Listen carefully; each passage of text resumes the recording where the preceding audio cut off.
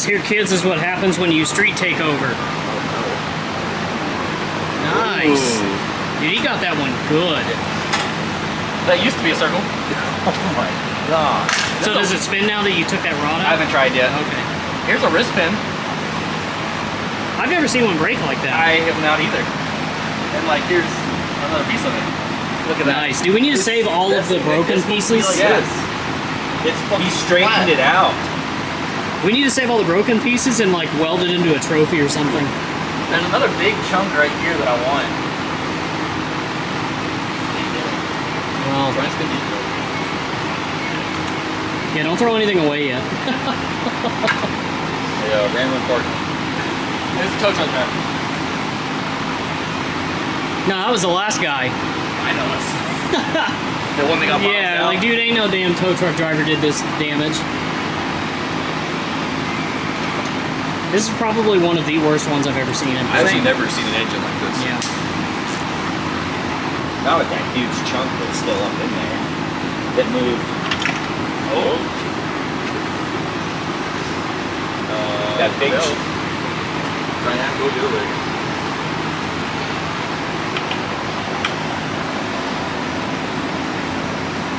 Might at least be able to get the converter bolts. Nice. Jesus. God damn. Damn. So this was like this at one point. Yeah, so it didn't just lock, it ran for a while after it had broken that piston and crunched it until it stopped running finally. Shit. That's multiple impacts. Yeah. Oh yeah, that's it right there. Racket. I guarantee you this was a street takeover bouncing off the rev limiter thing. You wouldn't have heard it. He's got a Z1 Motorsport sticker for sure. Yeah. That's him. Okay. Is there one more chunk somewhere? Yeah, one big one up in there. So maybe we have multiples? Down. Down there now. Man, let me get that converter bolt. That's what I'm really chasing. Right. But that way back on task. It's actually accessible right now. Does that crack go past the girdle? No. Like up here? Yeah. No. The block is trash though. Yeah. Inside you can see it. I'll probably keep it, turn it into a coffee table or something. Yeah, right. Or make it a table in my garage. Yeah. I'm sure The Courtney top would gear love. table. Yeah, Courtney would love more shit in our garage. More Especially a broken engine. Yeah. You brought what home?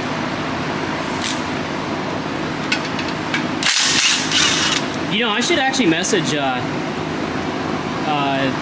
Z-Con guys and ask them if we can like supply trophies and make it out of this blown, you know, just like use all the pistons and everything else.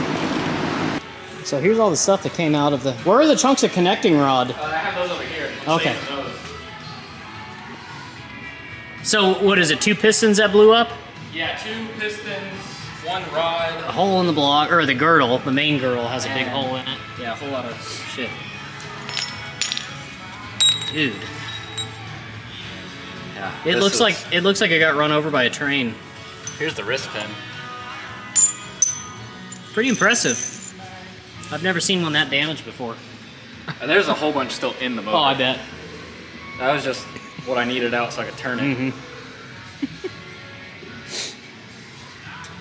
Well, he's ready to stab it back in after we put an injector in. Yeah, Because I guess the customer removed it and broke the tip off or something like that, right? it was already out. I don't know. Well, so somebody removed it before we got a hold of it. And this G35 sedan, you know, we started tearing it down last month. The customer supplied a used engine that we ended up putting on a stand, and we tore it down to the rear timing cover, did the gallery gaskets, did everything that we could to reseal it before we put it in. And unfortunately, he couldn't pay his bill. So, you know, fortunately for us, we have the title to it now. It is a salvage title, but we're going to work on getting this one finished up and running. And we're just going to sell it as is. Yes, it's a salvage title, but it's going to be a really good cash price car. It's a 3.5 HR. It's the 5-speed automatic, but it's got some tane lowering springs. It's got a few things here and there. It already has the upgraded Akabona brakes, at least in the front. Let's see about the rear. Yep, it's got the Akabonas in the rear as well. So, It's got the 370Z or G37S sport brakes. So yeah, the company now owns this car, so we're gonna work on getting it wrapped up, running, and then just try to sell it as is. You know, maybe it'll be a nice drift missile for somebody or a street takeover car. Not that we condone that, but you buy it and get it off my property. I don't care what you do with it.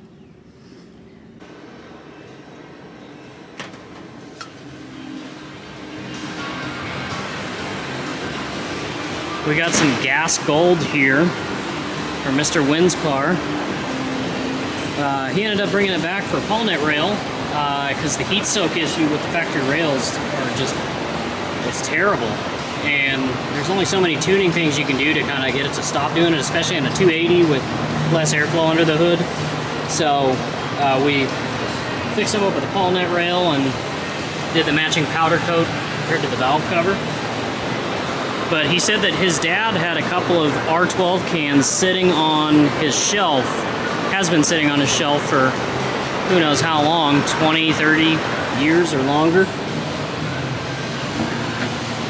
So we're gonna top off his air conditioning, see how it works. And so I actually have a set of R12 gauges somewhere. I don't know where they went. They may be somewhere up in that disorganized parts area that I'll eventually find again. But for now, what I did is I got a conversion fitting set and put the low side fitting on to use my 134A gauges, and I just drained them of any refrigerant so there's no cross contamination. So all we have in here is R12.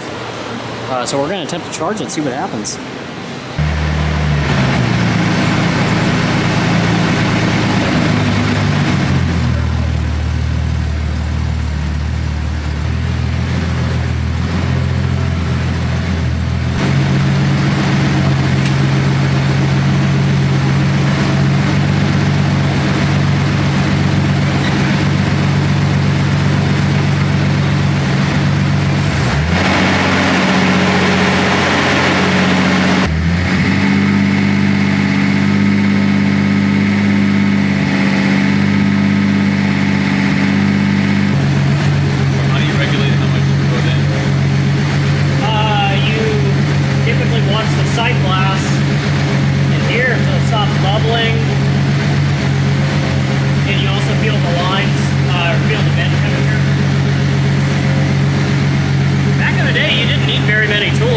Service air conditioning and all that. Like feel the vents already. It's already like night day difference and it's still not. Oh yeah. Yeah. So there's a sight glass here that you can kind of use, but most of the time you'll see it out of the top of the accumulator. So like here, you can see there's still some bubbles.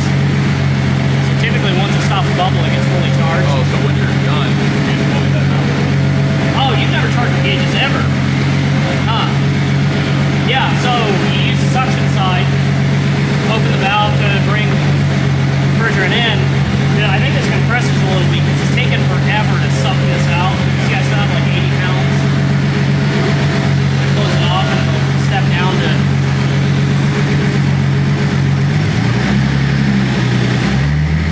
We're almost there. See, it's sitting at about 25, should be about 30 to 32. Yeah, and idle's like way low. I had to jack the idle speed up some more. Oh, what is the on? Yeah, none of this vacuum shit is working. Is switching valves? Yeah. Well, the switching valves don't go to me. There's this. So they went to, in the later ZXs, it's a fast idle control device. And so this goes to natural vacuum or open air. And when this sees vacuum, it allows more air to enter the manifold. So it might be vacuum, I don't know. No, this is correct. No, like, so one of those, yeah. But I didn't see if any of those felt like they were getting vacuum or not. We got one hooked up to vacuum here. Does that have vacuum? No, it's open.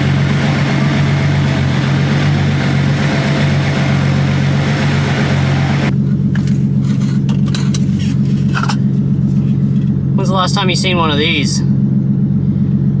Apparently they've been sitting in his dad's garage for 20, 30, maybe 40 years, I don't know. Something along the lines of that. got working air conditioning, and it's R12. We also made all the factory vacuum system stuff work, so this is a really great OE Plus style build. And you know, I'm just making some last minute adjustments before we send it off. We'll go for a quick little drive, give you guys kind of the rundown on how this thing feels.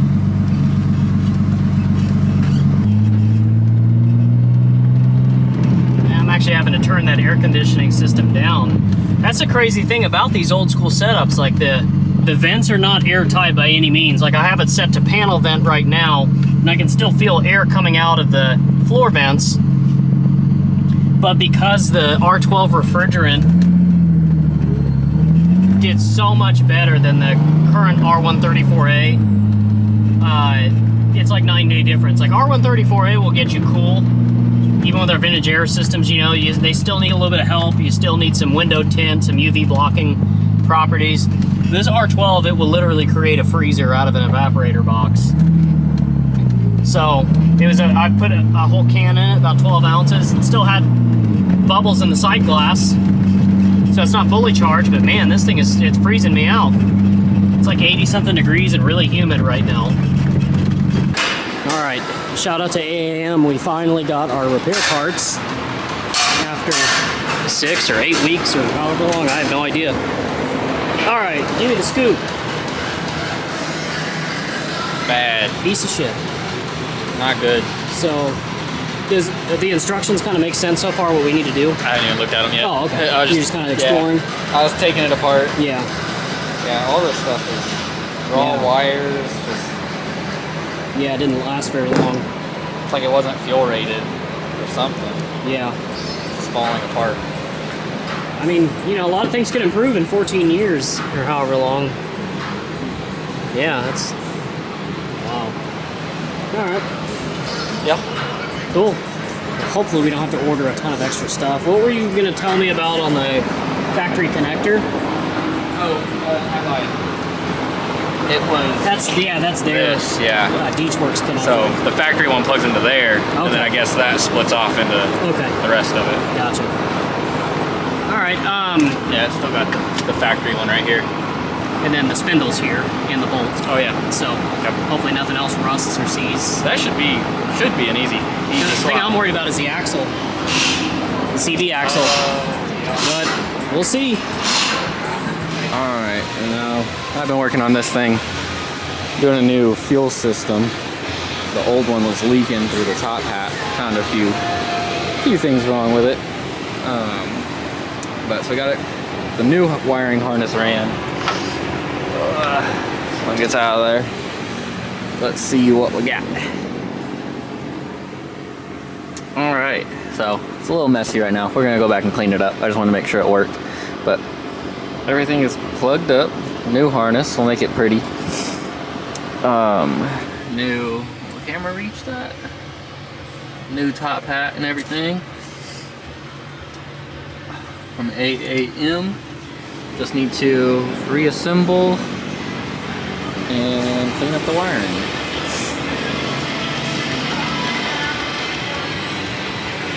So this is what came out of it. As you can see, all of this came out. There's about a, I think 10 or 15-year-old harness kit from AAM. It's just time to be replaced. But so we got a new one. It's a lot smaller, a lot better built now. Yeah, we'll get this back together. And Zara's car is finally heading home. We're doing a quick AC service. We've got about 90 miles on this car. Did you talk about how it didn't come with O-rings? No, I didn't. Okay, so we got our replacement parts from AAM. Just to do a quick recap, it had about a 10 or 15-year-old triple fuel pump kit that was already out of production. So I got with Matt, the owner of the company, and he pieced me together an update kit to convert this old style kit to the current kit. The harness is over there. Oh wait, I already showed them. Okay. So we converted it to the new style kit. It didn't come with the 2 O-rings we needed, but you know, I was happy to pay extra for overnight shipping just so we could have it in our hands. So Matt overnighted them to us, so shout out to AAM for getting us all the conversion parts. So it no longer leaks fuel. It runs really well. We did our front rotors. We did the spindle on the driver's side because one of the caliper bolts was seized and it broke off in the spindle. So we replaced that, and Bo's gonna do a quick AC service.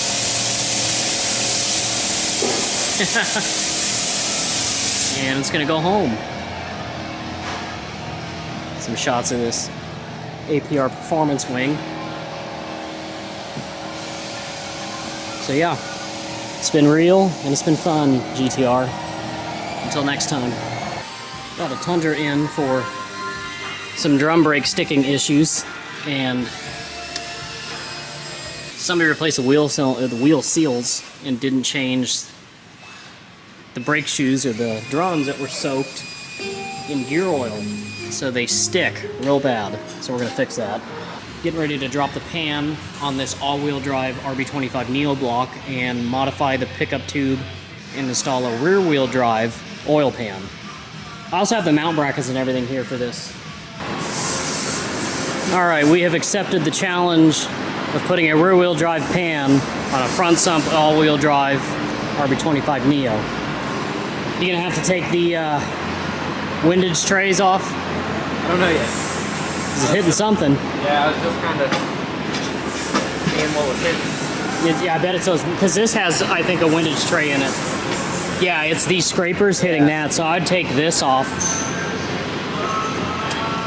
Yeah, those crank scrapers will do the same job that this does. Okay. So take these ones off. Yeah. Let's see this real quick. Yeah, so that one thing I found out is this is supposed to go here, but it's not drilled. So it has to go here. So we got to figure out how we're gonna do this. Also the dipstick. Oh, right. Yeah, okay, like that's up another here. one to deal with. Yeah, extend it back. Yeah. I don't think that can be bad.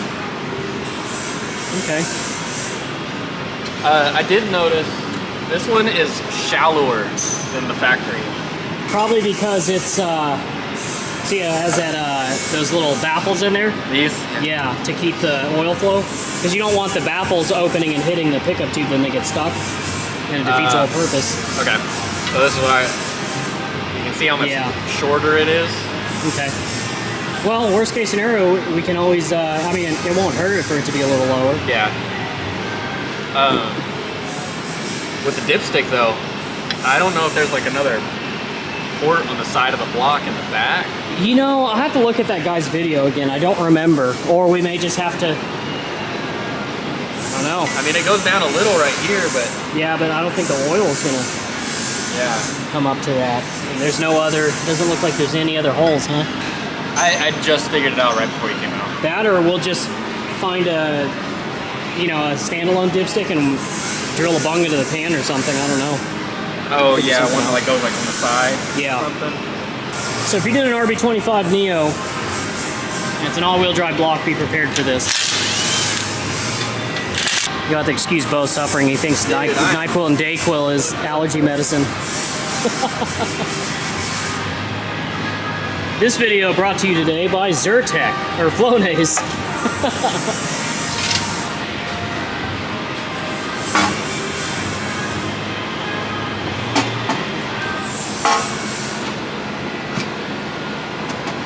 I think that's it. Got to delete the front windage tray, and then... What's up, guys? Got RB25 Neo in the shop today. R34 GT25 all-wheel drive RB25. Not anymore. Not anymore. Not anymore. So we are making this 25 all-wheel drive into two-wheel drive.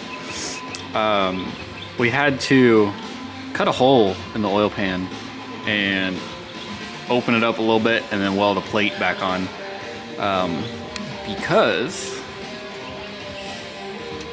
that is where the factory pickup tube is. On the rear wheel drives, it's on that back location, but the all-wheel drives, it's on this front location.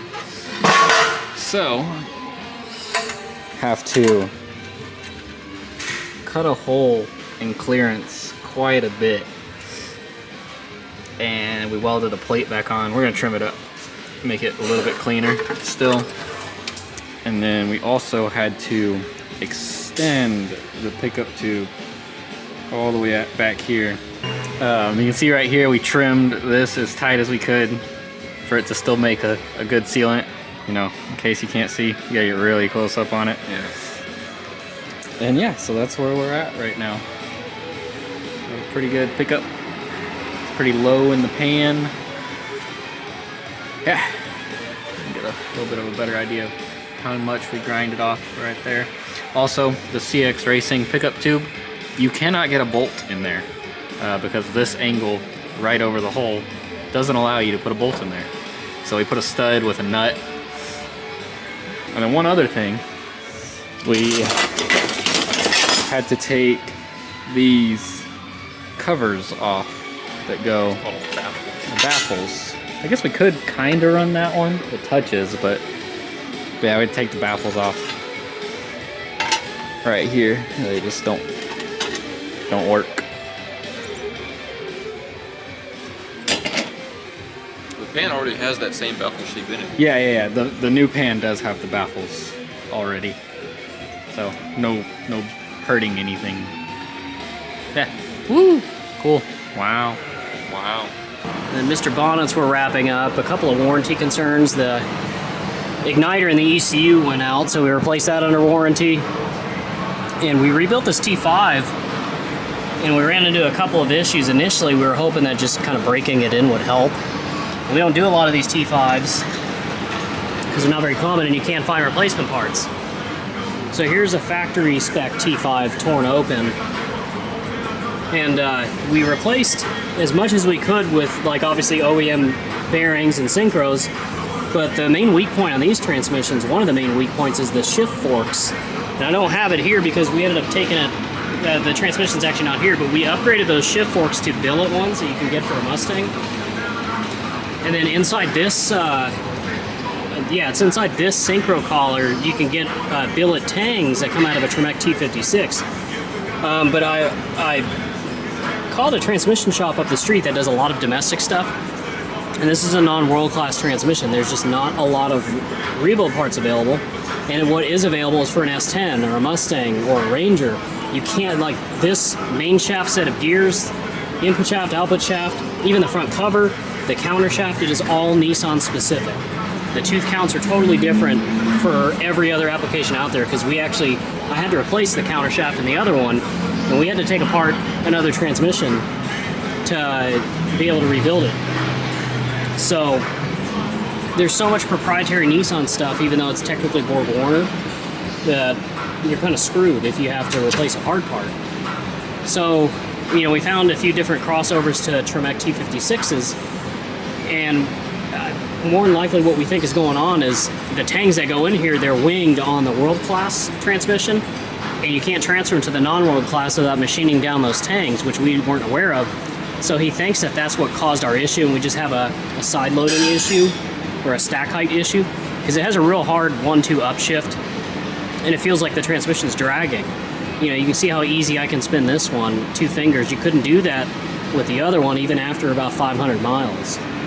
So we took it back apart, and we actually partnered with a transmission shop up the street. You know, they're going to get it all squared away for us, and then we'll put it back in the car for Mr. Bonnet and get him on his way enjoying his car for the summer. Bo is making the illusion of progress on installing the T5. He put the shifter on. Yeah. Not sure why he did that. Came out with it on. That's got to get it centered in there. So this car had issues shifting, and it wasn't Bo's fault, actually. I'm sure he'll be surprised to hear that and happy to hear that, but apparently the billet shift forks that we put in, they were the wrong angle. You have to, like, grind them at an angle, apparently. That's what they were saying. Yeah, you have to grind them at an angle, allegedly. Yeah. When they're brand new, to, like, follow the cut, or, like, the shift fork or something. I don't know. So car go back together, car go home. Hopefully. Bo is working on sandblasting these grips for a customer of ours who opened a retro gaming arcade. He's also known as the 8-Bit Guy on YouTube. He recently started a business called Time Rift Arcade, where they purchase and restore retro arcade games. It's time to take these grips on the steering yoke apart. So, here you go. These are made of metal, but the paint has certainly worn off from all the use over the years, so we'll need to repaint them, but these will need to be powder coated, which is something we can't do at our place. So, I'm going to take these down to Godzilla Raceworks. This place is actually owned by a friend of mine, Chris Miller. You might wonder why I take them here. Well, let's follow Chris and you'll see why. What they do here is repair and restore old Japanese sports cars, specifically Nissan and Datsuns. And they have to do a lot of custom fabrication, and this also means they need to be able to powder coat things. So he's going to show me how this will be done. They'll start by sandblasting the parts in this little contraption, and then they'll hang them up like this and paint them, and then they'll get baked in the oven here. Now, right now there's some other parts already in there which are getting painted blue. So back to our shop for a moment. So we're doing this for a new console that he's getting ready to release. I'm not going to say which one it is because I don't want to spoil the surprise. But I believe by the time you guys are watching this, he probably will already have a live video for it, so I'll link it in the description below. But yeah, if you're into retro gaming, retro computing, retro anything, especially 80s stuff, you may find his channel really interesting. He does a lot of restoration and fabrication, just stuff that you can't really get new for these machines anymore.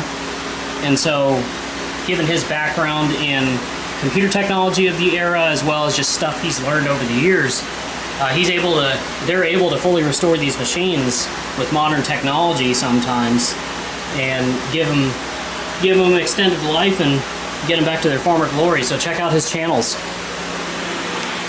Hey, Robbie. How about a whiny kid? You little sissy boy! Def Leppard sucks!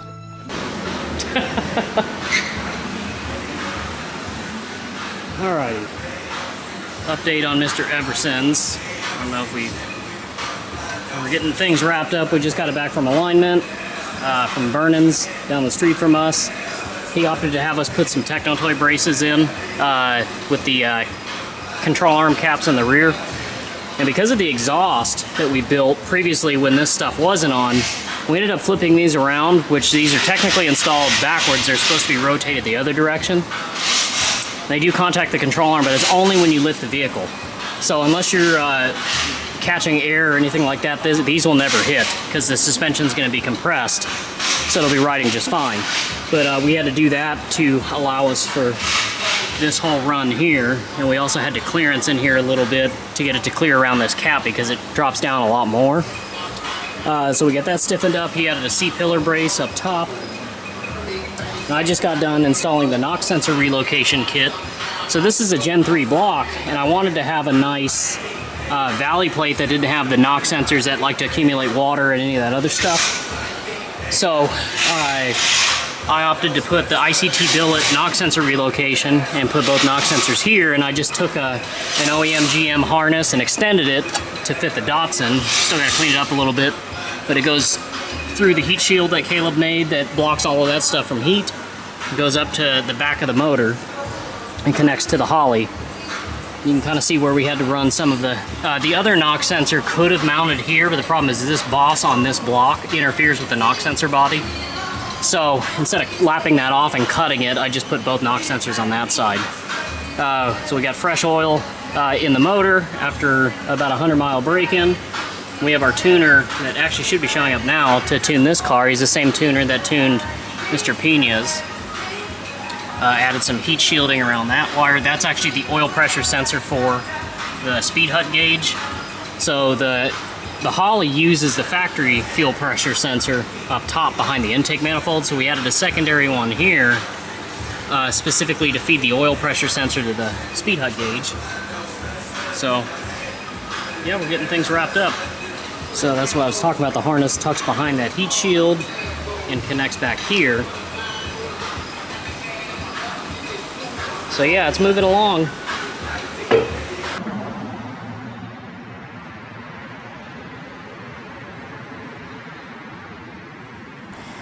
We're out here shooting Mr. Everson with Colby again. Sorry.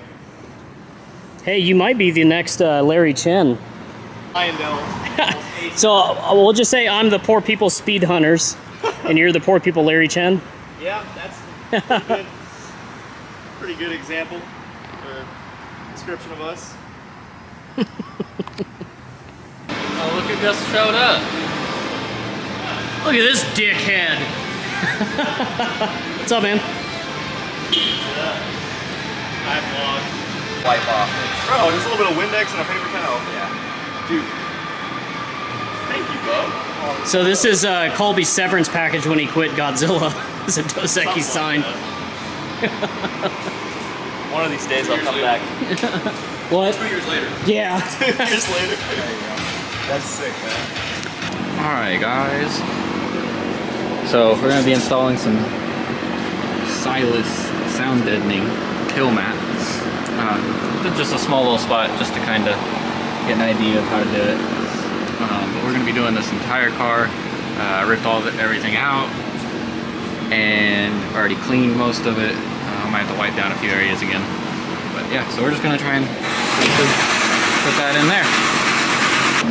Bo is going to demonstrate the trash can sound on the inside. Getting ready to put some Killmat on the roof. Yep. So we'll see how it is after. Yeah. I imagine it's going to make a pretty big difference. Oh yeah. Especially there. So whenever I had like this front half done, Yeah. I was smacking the floor, and then that compared to this without any done. Mm-hmm. It's pretty noticeably different. Yeah. Were we still on the first box? No, I am on the second. Okay. He bought, what, 3 boxes He bought total? 3 boxes. Okay. Also, Yeah, they'll have some leftovers.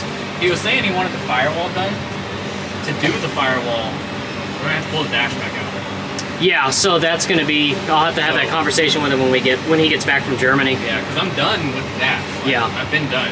Well, and it has that mat that's on there already. And Yeah. dude, that stuff is nasty. You're going to be like respirator and a wire wheel. Okay. So Yeah, I would. that might be a good opportunity to see if he wants to go ahead and change that dash harness too. Yeah. So, you know, since it's been hacked up by the previous Heartbeat of America owner. The whole left side of the fuse box Yeah. has no power. All right. So, more things to discuss about the deadline getting shifted back. But, you know, when you want things done right, that's how it goes sometimes. So you might miss, what is it, LS Fest? He might miss LS Fest this year, but you know what? He can go to every single one for the next 10 years. And so Bo's been working on Killmat. That's a little messed right now. A lot of work, but see how much quieter this thing is. You can tell the difference just by smacking on it. Yeah. Well, even like the echo in here is Yeah. completely different. So, and I'm sure once we add the carpet too, it's going to sound even better. Oh yeah, I'm ready for the carpet. Yeah. But we were going to drive this to the AC hose shop a couple weeks ago that I think we both forgot that the seat belts were jammed. So that was didn't know. Or we didn't know, something like that. This That was a one's no-go. rusted. Yeah. see So we it? got replacement seat belts. So we can finally maybe get the AC hoses fabricated for this. Oh yeah. Belt. Been sitting for how long? Yeah, and like Yeah. it's all rusty in there. Mhm. It's locked. Yeah.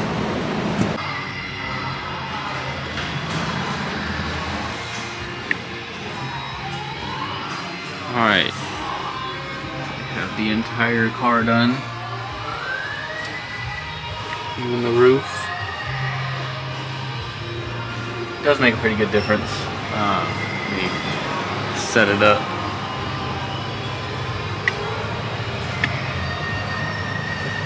Sound difference.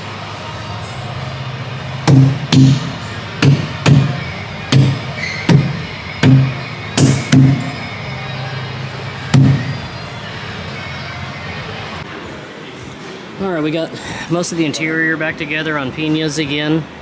We did a bunch of Killmat.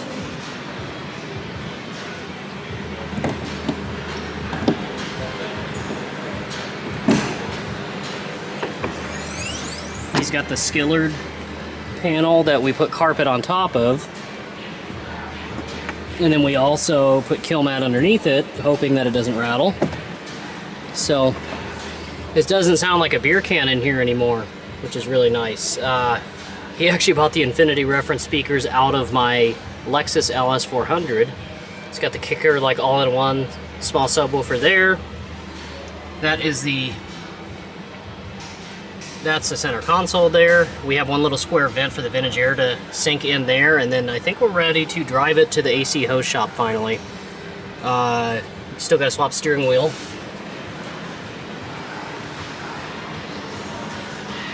Yeah, it's gonna be coming to a close soon.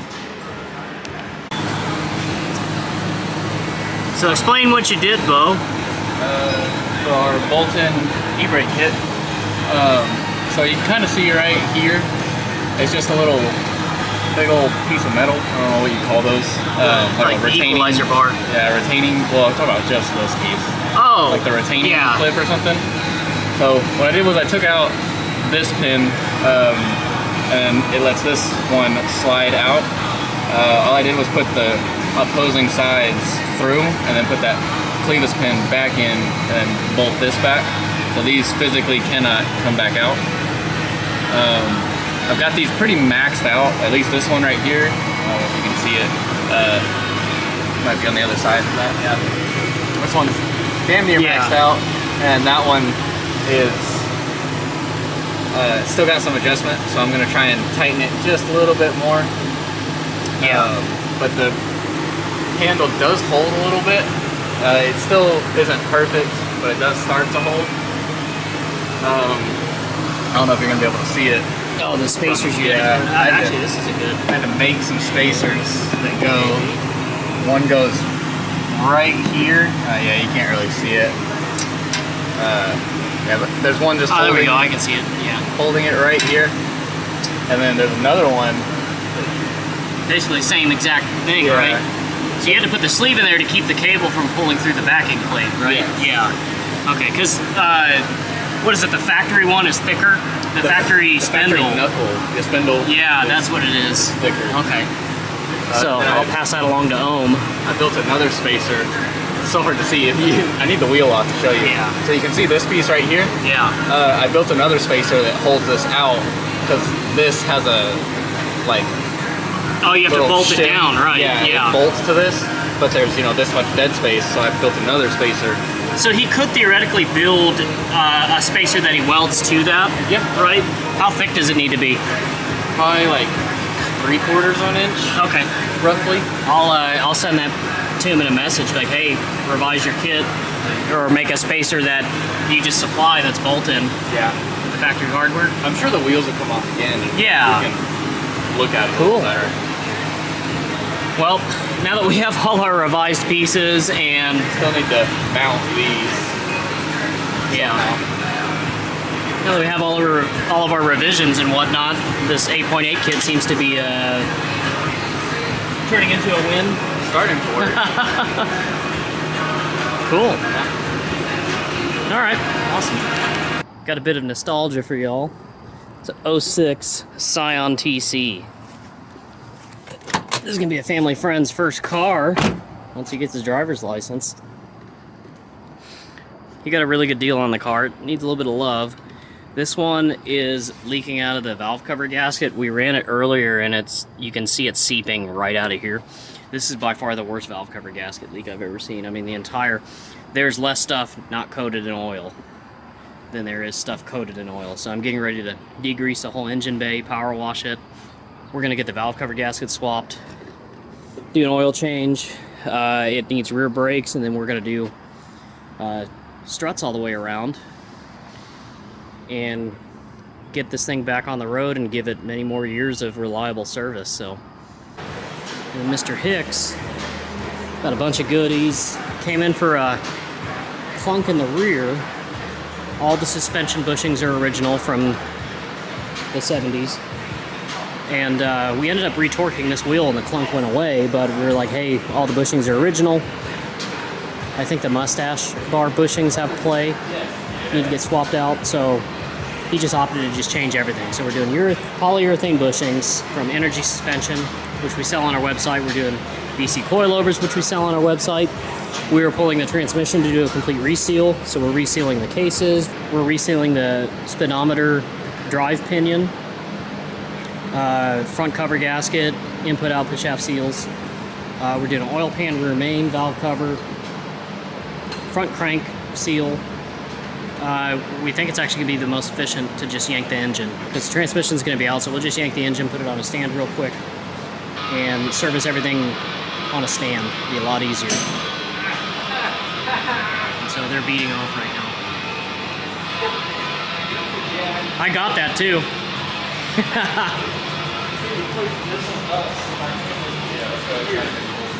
I was trying. It's a bit of a rainy morning here at GRW. I got an engine not in the car, sort of. I'm gonna give you guys a little pro tip. If you work in your L28, it's old, unless it's been apart before. And if you're here again after it's been apart before, then I'm sorry. But number 6 exhaust stud, right there, that one. You might think, oh yeah, that's a great spot to hook up my engine.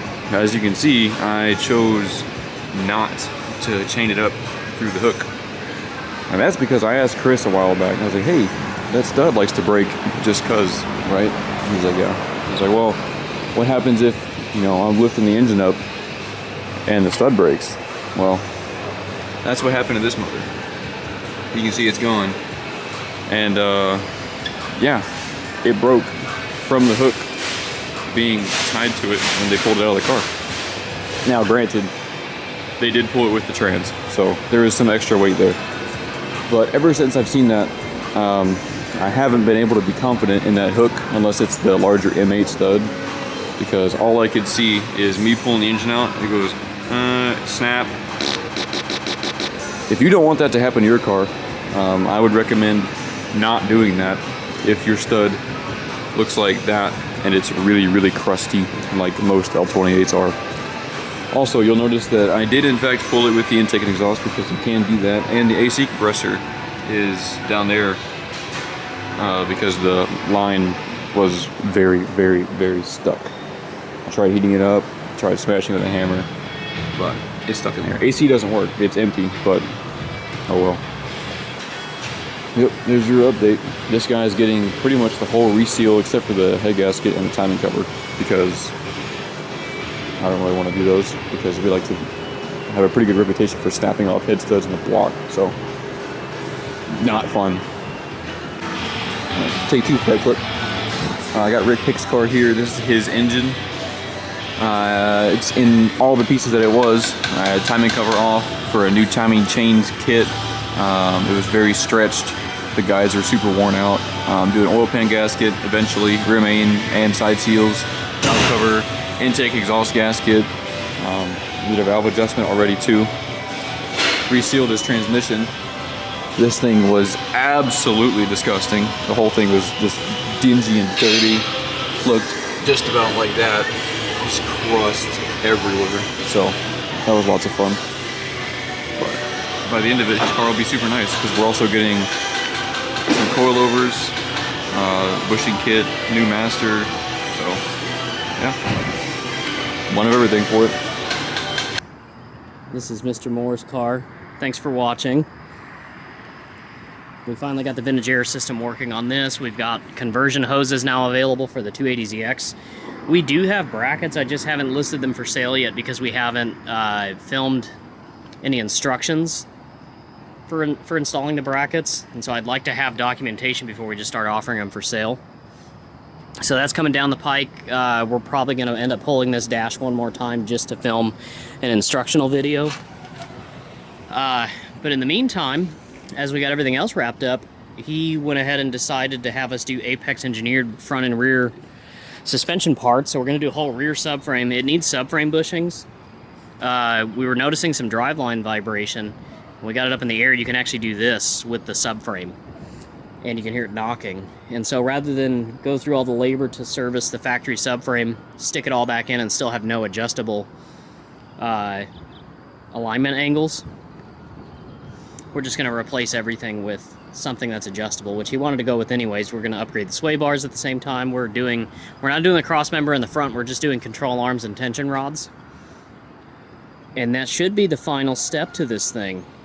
So once we get it aligned, it'll be ready to go back down south. So Apex Engineered's in the middle of moving right now. So I think the last I checked, they're hoping to be operational next week. So that'll be cool. We are wrapping up the May 2024 vlog. You can see, as always, we are busier than ever, wrapping up quite a few projects. We are pretty much in quality control phase with Mr. Everson's LS swapped 280Z. We got a couple of odds and ends to finish off, like we're gonna put the Apex fender braces in, they're finally here. We're working on getting 500 miles on this engine to get it nice and broken in before it goes back up to Oregon. We've got the orange car in from Virginia that we're getting ready to start on the ITB build. Ryan built the Megasquirt a couple of weeks ago, so we're just basically gearing up to get started on it. As soon as Bo is clear of Mr. Zimmerman's car, or at least is running and movable under its own power, Mr. Cleland's car is here for a GT30 turbo upgrade, a Pro Tuner's intake, and a tune. So we're gonna get rolling on that. Yeah, we got lots of odds and ends here. On Mr. Everson's car, we are getting ready to start revising our LS swap section of the website. And so basically we're gonna start pushing all of the parts that we have installed on this car that we know that fits properly. Anything that we've made in-house that's proprietary that we can reproduce and sell, we're gonna offer it on our website. We're basically trying to make the LS swap in this car as easy and as seamless as possible, and repeatable. So, you know, for us doing these LS swaps, we really want to get to a point where we're maintaining as tight of a timeline as we do with these L series swaps. Like when we do an L series engine swap, usually it's in and out a couple of weeks. I say in and out of the shop. We're still doing our proper quality control testing and tuning and things like that, but just from start to finish, say you bring a 280Z in and we do an L28ADT conversion, we typically in and out within a couple of weeks. It's running and driving and we're tuning it, doing the final quality control, getting it back to the customer. We're really trying to build that infrastructure to be able to offer that for the LS swap crowd so that we can cut down on these timelines, but also that helps you as a do-it-yourselfer at home. Because if you're trying to do an LS swap on a budget and piece something together in your home garage, or even if you have a shop or whatever, and you're trying to piece something together because you're capable of doing the labor and the fabrication and all that, we want to help you streamline that whole thing. So we're gonna really have a dedicated list of stuff that we know what works, because we've installed it, we've worked with it, we like it, to really help ease that process, because that's really the hardest part of doing these engine swaps, is figuring out all the stuff that works and doesn't work, and ordering all the right stuff the first time instead of all the wrong stuff. Be on the lookout for our LS swap page. I've put a link in the description below. The Subaru is actually here for an ECU. We sent an ECU out to get repaired. It had a bad crank sensor circuit. So that's getting repaired. We should hopefully have it in our hands maybe next week. But yeah, as always, we really appreciate you guys watching. We ran into about 4 or 5 people this month that were like, "Hey man, you know, we're meeting customers for the first time, and they've been watching our vlogs for a while." So we really appreciate you guys watching. All of my employees really like hearing that people watch it, because it makes a time investment worth it.